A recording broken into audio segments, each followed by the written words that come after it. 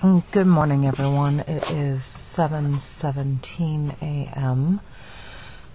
and that's U.S. Eastern Time Zone, and it is April 22nd, Sunday, 2012, and my name is Inta Mitterbach, and I'm in Cleveland, Ohio, and I'm sitting in the parking lot at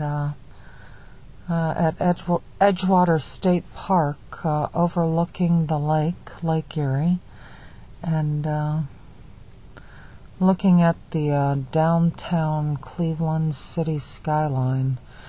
Here, where when I was younger, I used to do a lot of photography, and did a lot of photography of the city of Cleveland, and some of the buildings being constructed, and just loved the landscape photography, the metropolitan urban landscape, and ran around doing some beach cleanup here for I don't know, it was about 14-15 years ago, and did some cleanup on the side of the side of the hill and on the beach, and in the park, and picked up all the cigarette butts that everyone had dropped all over the beach and park areas, and I guess I picked up about 5 or 6 bags of garbage just on one small beach area of the park, and so, excuse me, there's a lot of work to do. After I did my beach cleanup and put forth my volunteer effort, of which I hope makes up for some of my earlier days of flicking cigarette butts on the ground. Every one of those cigarette butts is technically littering, and there's a fine for littering in most places throughout the United States, probably all, throughout all of the United States, of which I think ranges from, I don't know what it is officially, but I think it's something like $500 to, $25,000 or something like that. Maybe it's $5,000. And for littering, dropping your trash on the ground. And so anyway, I was thinking every one of those cigarette butts that someone flicked onto the ground was potentially worth whatever the maximum litter fine is for the municipality. So anyway, I collected 5 big bags of big garbage bags of trash, and shortly after that, a friend approached me and informed me that there was a new group for the Edgewater Friends of the Edgewater Park, and they were gonna, I guess, manage the volunteer activities of beach cleanup. So I don't know when they got started, but I went out on my own. I gave the Friends of the Edgewater Beach Club the I don't know if it was like $10 membership fee or something, and didn't hear back. I never did hear from them. I finally wrote them a letter, I guess, years later, and said, I gave you my money. It was for membership. What was that for? And I came down here and did some cleanup, volunteer cleanup. I didn't need to organize a group of people and collect money to do a beach cleanup. And I could have probably, I did it myself, and nobody paid me.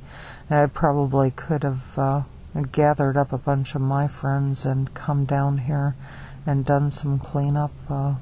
And still, I don't think we would have needed the $10 per person membership in order to do that. So I'm not sure what that is all about, but that group, and I'm a little bitter because I did give them some money, and I was interested in helping with the organized cleanup work of the park, and I was never contacted, and excuse me, and with the exception of can we have some money for membership, and I don't think I even received any newsletters, electronic or any other type of newsletters or notices about the work they were doing or the work they had done.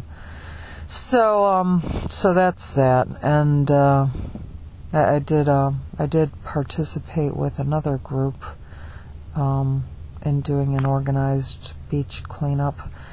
And that wasn't so great either. I got to sit at a table and take names of people that were going to actually do some beach cleanup, and I guess I wanted to be more involved in the beach cleanup than sitting at a table for 2, 3, 4 hours and waiting for someone to sign their name and say, well, they're going to clean up the beach.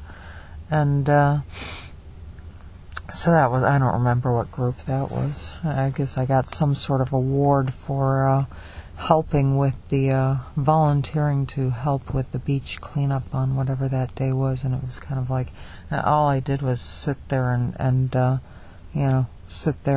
hand a pen to someone for a couple hours, and I didn't feel like that was a significant achievement in terms of having received an award for volunteer work. But anyway, I guess I participated, and so there was that, and then on there was an evening of, it was Thanksgiving. Yeah, it's early. The dog got me up at I don't know. It's Sunday, and I guess I wanted to get some sleep. I was up late last night, I think, working away on something, and the dog wanted me up bright and early at about, I don't know, 5:30 this morning. And so Comet the Wonder Dog, she's very demanding, and she's like a piece of Velcro. She needs a lot of attention, and I'm not accustomed to having a dog that needs that much attention. I guess I'm more accustomed to being around people and animals who are a little more independent than that. Needing constant affection and attention is not something I'm accustomed to. But so anyway, back to the beach cleanup. I was I came down to the there's a nice little spot right near the Edgewater Yacht Club on Lake Erie that is it's like a stone pier type structure thing. I don't know if it's like a break wall or if it's supposed to be a fishing pier, what it is. But I walk out on that, and it's probably on a super windy day. It might be a little treacherous, especially if the conditions are icy. Right now, as far as the weather goes, I guess it's kind of cloudy, overcast, not raining, cool, windy. But I think it's a little stronger than breezy. But the little pier area, walking out onto that is something I kind of like doing. You can get kind of a good view, a different view of the city of Cleveland for photography. And I noticed there was a lot of garbage that had probably washed up onto the pier, the base of the pier, to a lot of litter. And so I got, I started carrying garbage bags around in my in my trunk. And that's a newfound reverberation. I don't know where that comes from, but I started carrying garbage bags in my trunk, and picking, just because I've found areas that needed some cleanup, and it's kind of like, Girl Scouts, be prepared. Been down in the flats in downtown Cleveland area, flats area, of downtown Cleveland, and I've seen a lot of litter down in those areas, and I've, it's like, just, I think there was some solicitor down there at one point that had dropped all of their solicitation materials. Maybe they got angry or something, I have no idea, but it looked like someone had just taken like all their flyers and just thrown them into the wind, and so I ran around picking that up, and I kind of felt like, and that was like 16 years ago when I came up to Cleveland, and I kind of felt like, I don't know, I guess I always felt like, well, I think I better be prepared here, because there's some littering situations that need to be handled. So anyway, I was doing that. But back to this pier thing, there was like garbage. That was on Thanksgiving. I went down there to take some pictures, and I wasn't having a great day to begin with. And having been divorced and on my own and trying to be independent and not having my children and family and not getting along great with my parents, and I think I was 30 some years old. I don't remember what year this was, but so I think I cooked my own turkey that day, and went down and cleaned up the trash on the pier while everyone was at home eating their Thanksgiving dinners, and found it was kind of interesting. I was kind of surprised. It looked like there was a lot of medical waste, like hypodermic needle, syringe type devices in the accumulated litter on that pier. So that was a little scary, kind of like, I think I better use some caution here with this. And so I did clean up the area, and I think I didn't clean up the area. I collected about 1 garbage bag's worth, maybe 2 garbage bags, I don't remember, worth of garbage, and said that's enough. It was cold and rainy and overcast, and it was, kind of later in the, maybe early evening, I guess, probably, getting dark, and got to the point where I just kind of felt like I've had enough of this. So I think I cleaned up 1 or 2 bags of garbage, left that by the dumpster, or put it in the dumpster there, and proceeded to go on and do some photography, drove around taking some pictures, and found myself in Tremont. There was a helicopter in the sky, and and it reminded me, looking at the area where the helicopter was, and I kind of like helicopters, and I was reminded of Tremont, the area that the helicopter was flying above. So I wandered over there, and there was a chemical plant, and it's down by the dog. There's a dog kennel down there. I think it's the city dog pound, where they pick up stray animals, and I'm not sure exactly what, but anyway, that's down there, and there's a chemical plant, and I had one of the things that was kind of one of the things that I kind of wanted to do was industrial photography. My husband was in industrial sales, and he still is, but we're no longer married, and I had the opportunity while I was married to him to tour a lot of industrial areas and industrial plants, and we both had an interest in photography, and so I looked at I went through a brass foundry, and I went through a plant that makes gift wrapping paper, and ribbons and bows for packages, gift packages, and that was interesting. It's also a good experience to know how dangerous those areas can be, and went through a textile mill, and been around pulp paper mills, and in the area where I was living, Huntsville, Alabama, there's a lake area called Gunnersville lakes, Gunnersville Lake, I guess, and it's like a flooded area where the river was dammed, and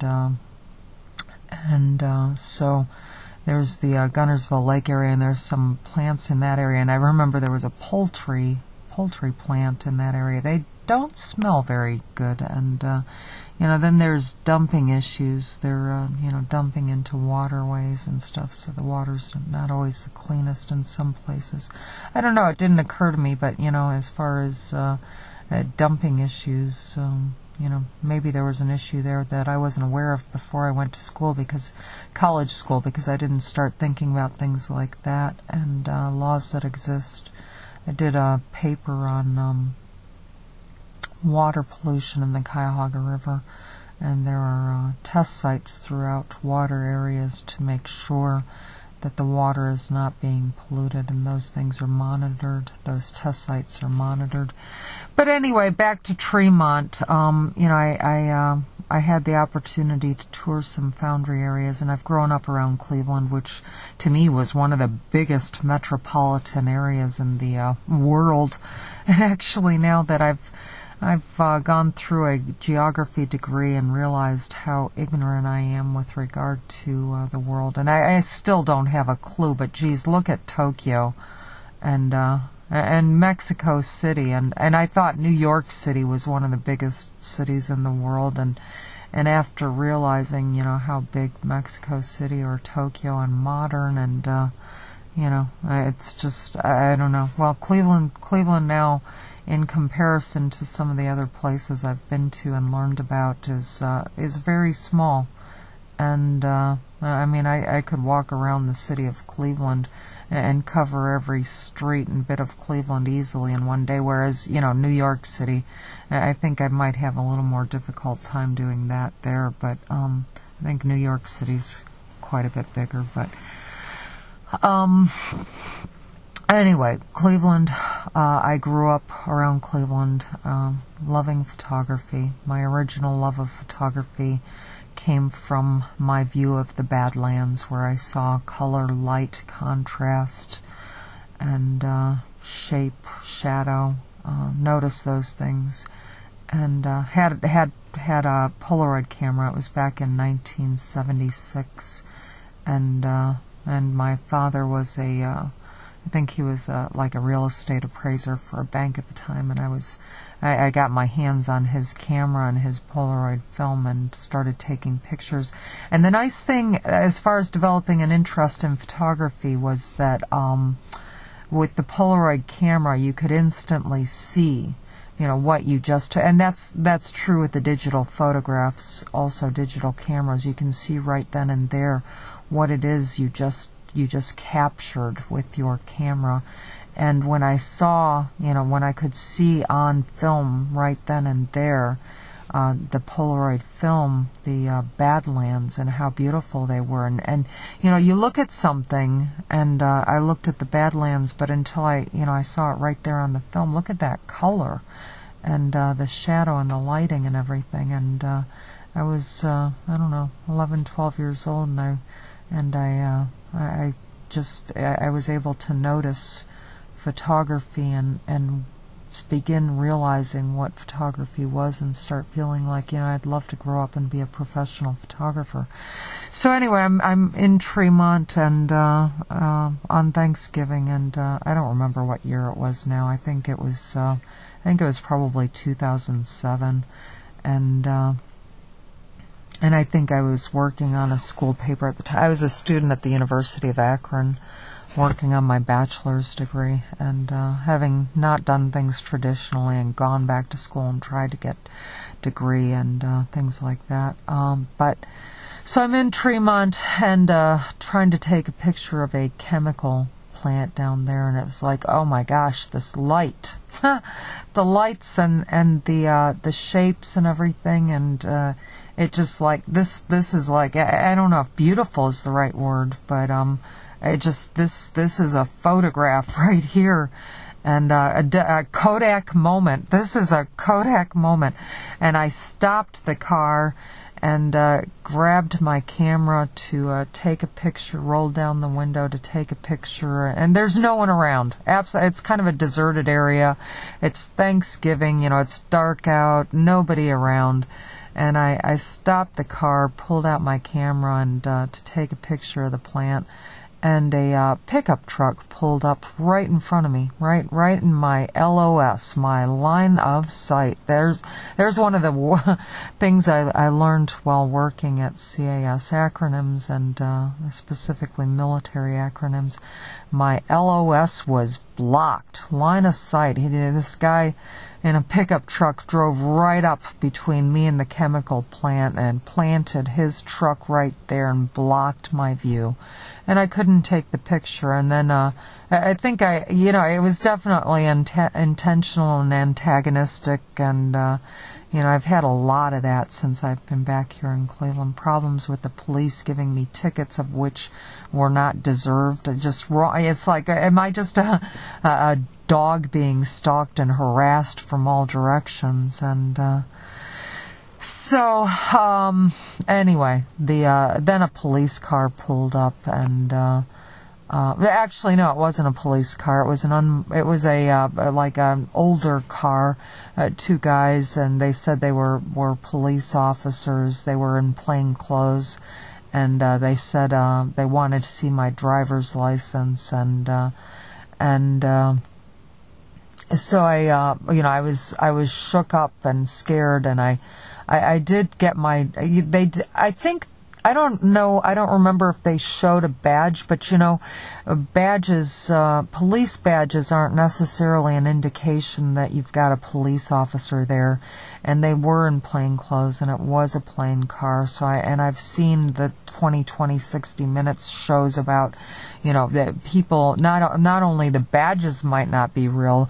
I've been to parties where there were strippers dressed up like police officers. So, there's that, and they aren't necessarily police officers. They're in police officer costumes. And in the case of the 20/60 Minutes, whatever it was, show that I saw, they even had a police car that some man was driving around in a car that perfectly resembled a police car, and he was impersonating a police officer, and he wasn't a police officer, and pulling over people. And I don't recall what happened to the victims. I don't recall what the crime was, if it was just robbery or what it was, but anyway, that was going on, and so I had seen that. And when these guys pulled up, I put my driver's license on the window, put it up to the window so that they could look at it, and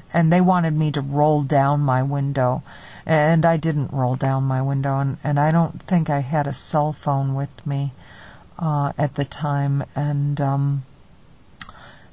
they said, roll down your window, or we're going to smash your window in. And so then I said, well, get a plain police car, a regular police car, not a plain police, but get an official police car. I guess I don't remember the exact words, but anyway, I think they got the message. And then a police car pulled up, and this is a 2-lane place, so now the whole area is blocked with cars, and the police officer said that I was not allowed to take photographs of any industrial areas in the United States due to the PATRIOT Act, because it may be a threat to national security. And I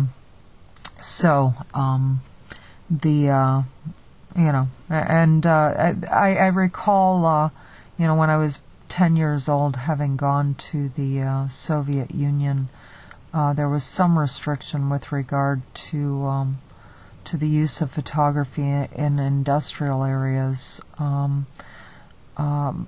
They were very nice to give us, and I was only 10 years old at the time, but they were very nice to give us a tour of an industrial area, and a tour, I believe it was a power plant and I think it was probably in Latvia, which was at the time part of the Soviet Union. But I'm here. Here I am in the United States in the 21st century in Cleveland, Ohio, which I thought was an affluent, educated, progressive area, and as it turns out, it's like, what is this? Is this a bunch of Neanderthals and the Ice Age, or what is this? You know, and what's going on here? I mean, I've gotten hit from every direction about just about everything, and you know, I came back to Cleveland during a divorce, and I was trying to figure out how to make a living, and so I could, you know, build a nest and get custody of my kids and have some place for my kids. I needed to make a living. I needed to be able to take care of my kids, and you know, I had been interested in photography when I was younger. I was going to school, and I was trying to figure out how to make a living, and I thought, well, maybe I can pull my camera back out of my pocket and see if I can, you know, figure out how to make a living with photography. And I guess everything I've tried to do, I've just gotten beat up from every direction. And no, you can't do that. No, you can't do that. No, you can't do that. No, you can't do that. And so anyway, you know, they wouldn't let me take a photograph of a chemical plant, of which is in full public view on broad daylight, and you know, as a consequence, I don't know, could I have made a living? Could I have figured out how to make a living? And you know, maybe I could have hired an attorney. I didn't have any money. Maybe I could have hired an attorney. Maybe I could have gotten custody of my kids. I don't know. I mean, I did wind up getting custody of my older daughter because she decided to come live with me, but eventually. And but you know,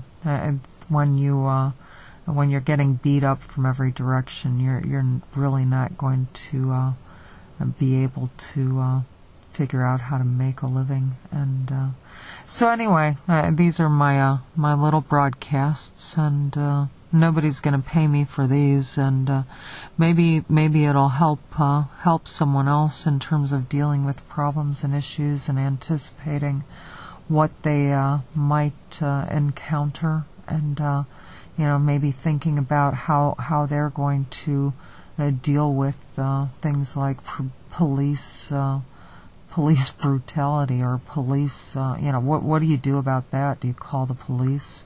What do you do about misuse of power? What do you do about what is it called? There's something called where you use more force than is necessary. Anyway, the police in that situation in Tremont, they gave me a ticket. They said, you know, verbally they said, you know, you can't do that. You can't do any photography in the United States. It's prohibited according to the PATRIOT Act.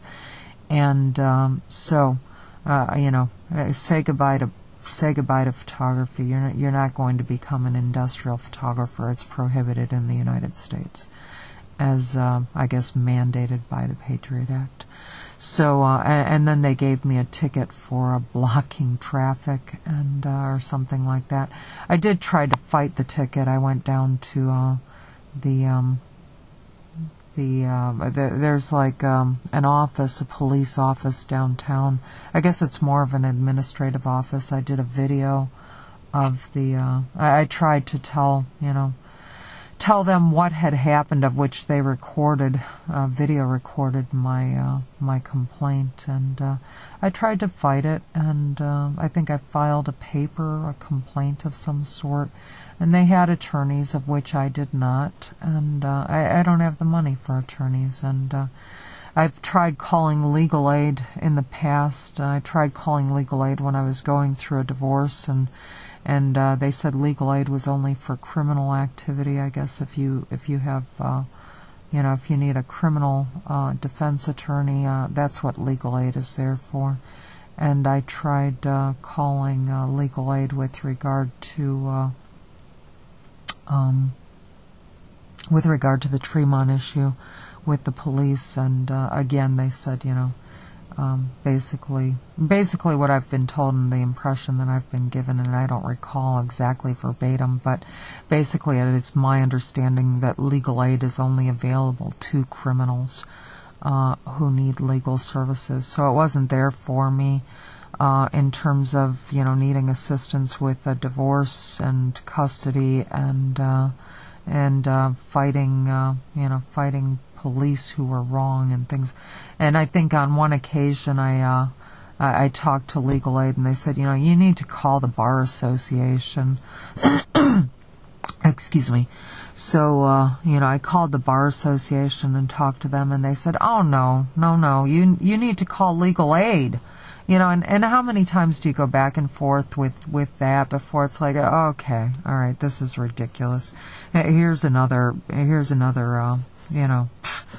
So anyway, what was that? It's now 7:47 a.m. and it's Sunday. It's April 22nd of the year 2012. This is Inta Mitterbach. I'm in Cleveland, Ohio, of the United States, and I'm sitting here in my car looking at Lake Erie and the skyline of Cleveland, of which it is my plan to post the skyline here in the background. Well, not here, but in the background of the audio broadcast that will be a video available on YouTube.